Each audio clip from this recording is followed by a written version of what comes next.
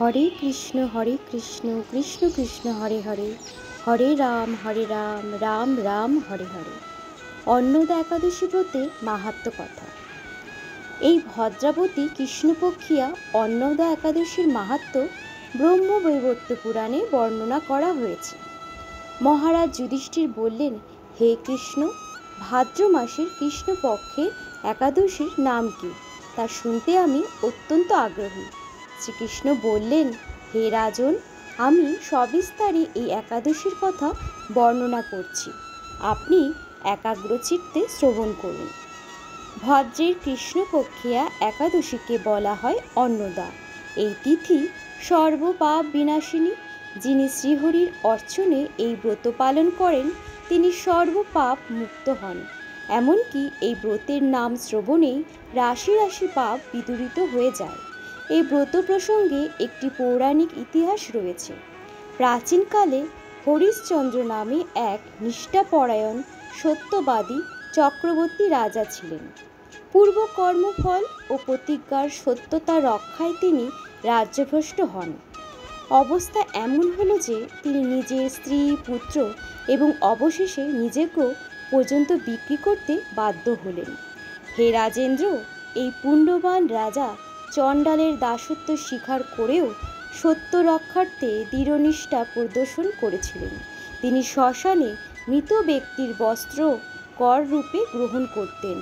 এইভাবে তার বহু বছর কেটে গেল।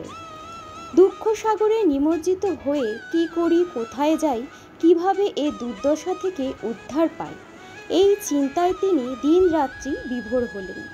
এমন সময় দৈবক্রমে দুঃখী গৌতম ঋষি রাজার কাছে এলেন।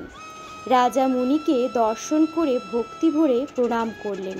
করজোড়ে তার সামনে দাঁড়িয়ে একে একে নিজের সমস্ত কথা জানালেন। রাজার দুঃখের কথা শুনে মুনিবর বিস্ময়াপন্ন হলেন। অত্যন্ত ব্যথিত হয়ে তিনি বললেন, হে রাজন, ভাদ্র মাসে কৃষ্ণপক্ষের একাদশী অন্নদা নামে জগতে প্রসিদ্ধ। আপনি এই ব্রত পালন করুন। এই ব্রত প্রভাবে আপনার সমস্ত পাপের বিনাশ হবে। আপনার ভাগ্যবশত আগামী 7 দিন পরে এই তিথির আবির্ভাব হবে। ওই দিন উপবাস থেকে রাত্রি জাগরণ করবেন। এইভাবে ব্রত উদযাপনে আপনার সমস্ত পাপ ক্ষয় হবে। হে রাজন, আপনার পূর্ণ প্রভাবে আমি এখানে এসেছি জানবেন। এই কথা বলে গৌতম মুনি অন্তর্হিত হলেন। ঋষিবরের উপদেশ মতো তিনি শ্রদ্ধা সহকারে এই ব্রত পালন করলেন। তার ফলে তার সমস্ত পাপ দূর হলো। হে মহারাজ, এই ব্রতের প্রভাব শ্রবণ করুন। যথাবিধি এই ব্রত পালনে বহু বছরের দুঃখ ভোগের অবসান হয়। ব্রতের প্রভাবে রাজা হরিশ্চন্দ্রের সকল দুঃখ সমাপ্ত হল। পুনরায় তিনি স্ত্রীকে ফিরে পেলেন এবং তার মৃতপুত্র জীবিত হল। আকাশ থেকে দেবগণ দুন্দুভিবাদ্য ও পুষ্পবর্ষণ করতে লাগলেন।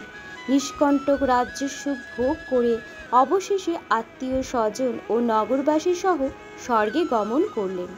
যে মানুষ নিষ্ঠা সহকারে এই ব্রত পালন করেন তিনি শ্রীহরির চরণে ভক্তি লাভ করে অবশেষে দিব্যধামে গমন করেন। এই ব্রতের মাহাত্ম্য পাঠ ও শ্রবণে অসময় যজ্ঞের ফল লাভ হয়।